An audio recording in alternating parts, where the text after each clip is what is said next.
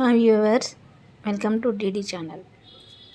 ఈరోజు మన వీడియోలో తమలపాకులు చుట్టుకునే మాల తయారీ విధానం చూద్దాం. మాల అయితే తయారు చేసుకోవడం చాలా సులువుగా ఉంటుంది, వెరీ ఈజీ.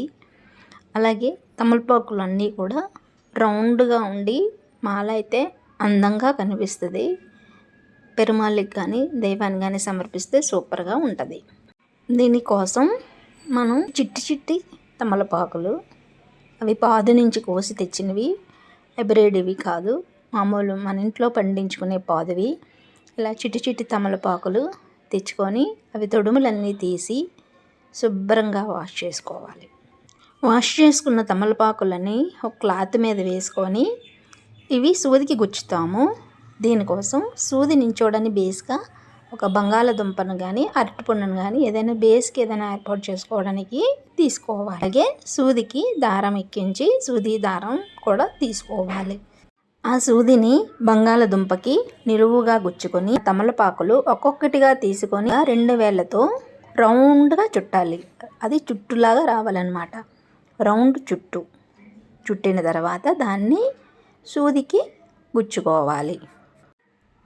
ఇలా ప్రతి ఆకుని కూడా రౌండ్గా చుట్టుకొని సూదికి 4 వైపులా గుచ్చుకుంటూ సూది నిండా గుచ్చుకోవాలి.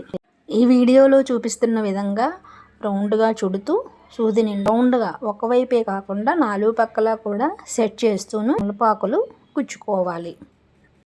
ఇలా అన్ని ఆకుల్ని 1 by 1 ఒక్కొక్కటి రౌండ్గా చుడుతూ సూదికి గుచ్చుకున్న తర్వాత సూదిని కిందకి లాక్కోవాలి. అంటే ఆ తమలపాకులు అన్నీ కిందకి లాగితే ఒక బంచ్లాగా తయారవుతుంది.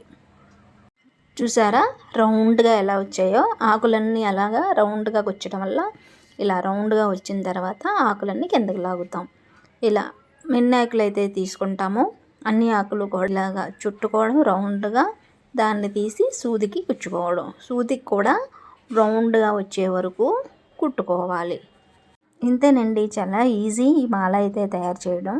By the by small request, ఈ వీడియో చూస్తున్నందుకు ధన్యవాదాలు. ఎవరైనా ఈ వీడియో ఇప్పటివరకు సబ్స్క్రైబ్ చేయలేని ఉంటే సబ్స్క్రైబ్ చేయండి, లైక్ చేయండి. అలాగే మీ ఫ్రెండ్స్ అండ్ ఫ్యామిలీ మెంబర్కి షేర్ కూడా చేయండి.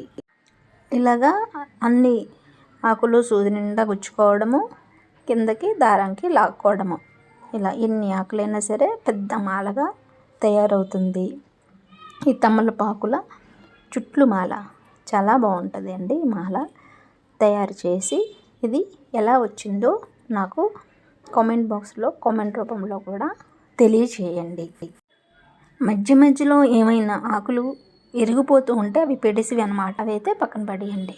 ఇంతేనండి, తమలపాకుల చుట్టుమాల చూసారు కదా ఎంత రౌండ్గా ముద్దగా అందంగా వచ్చిందో. ఈ మాల మనం స్వామివారికి సమర్పిస్తే చాలా అందంగా ఉంటుంది.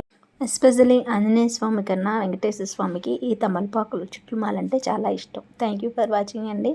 Bye bye.